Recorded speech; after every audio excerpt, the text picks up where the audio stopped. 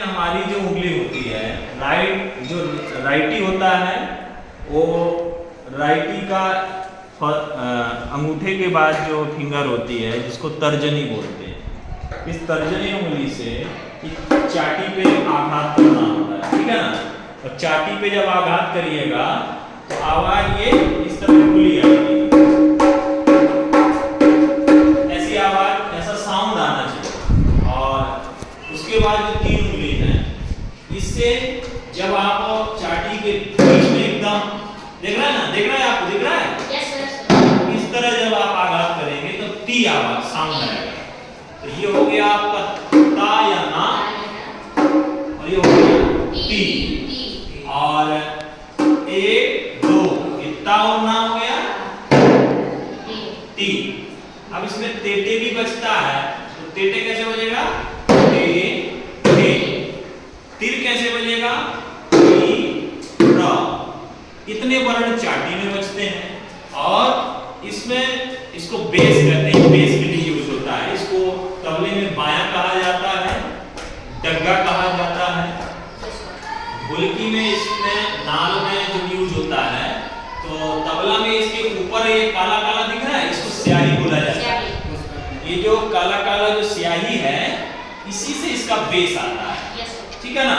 ये लोहे का चूर्ण और गोंद मिला करके इसमें मसाला बना के लगाया जाता है, जिससे इसको ये बेस का काम करता है। और इसमें बजने वाला प्रमुख वर्ण है, ये हो गया है आपका का।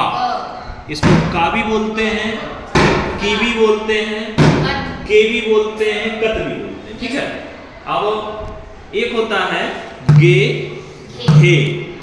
गे और घे में जो हमारा ये हाथ है, इसको हमको पहले तो सांप की तरह बनाना, नाक की तरह, जिस तरह स्नेक होता है ना, उस तरह बनाना है इसका।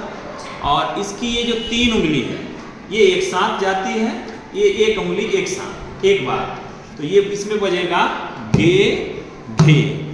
ये उंगली लगती नहीं है, सपोर्ट में रहती है, बजती दो उंगली से, मध्यमा और अनामिका से ये गे होगा, और तर्जनी से क्या होगा? गे गे घे गे घे। अब जब आप इसको हाथ रखना सीख जाइएगा, फिर इसका घिस्टा लगता है कहीं कहीं बेस बनाने के लिए, घे।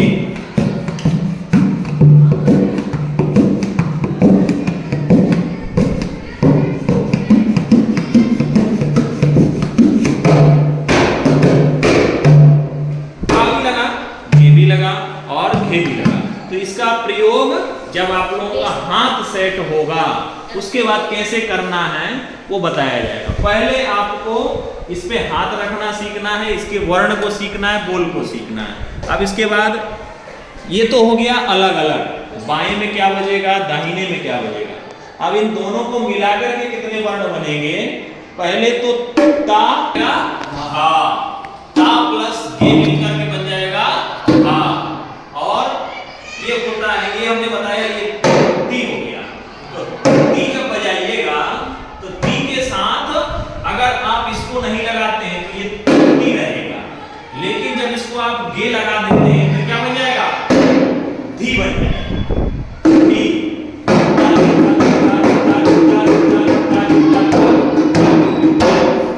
अब ये अलग अलग बोलों का, अलग अलग जिस प्रकार हमारी रचनाएं होती हैं शब्दों के द्वारा, तो यह इंस्ट्रूमेंट के वाद्य की भाषा है।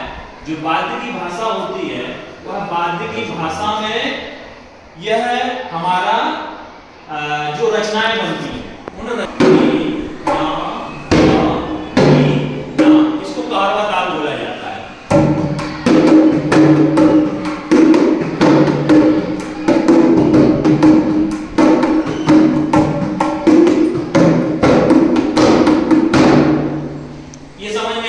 Yes sir. इस तरह जब आपका हाथ सेट होगा तब इसको आप बजा सकते हैं।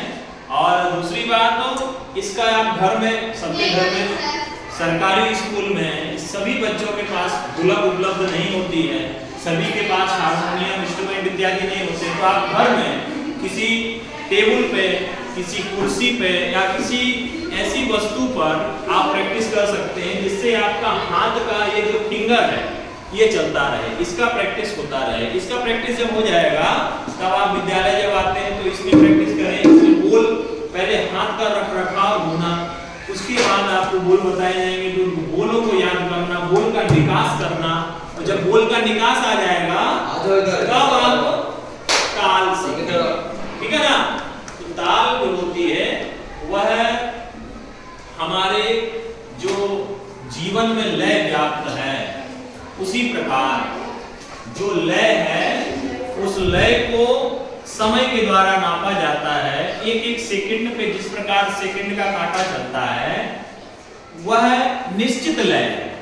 वह पूरे संसार की जो लय है अपने समय से सूर्य चंद्र नक्षत्र ग्रह अपने एक गति से चलते हैं। लेकिन जब हम संगीत में उस लय को लाते हैं तो संगीत में एक अलग लय का निर्माण होता है जिसको हम एक फिक्स लय मानते हैं। और उसी लय में हम तालों का वादन करते हैं।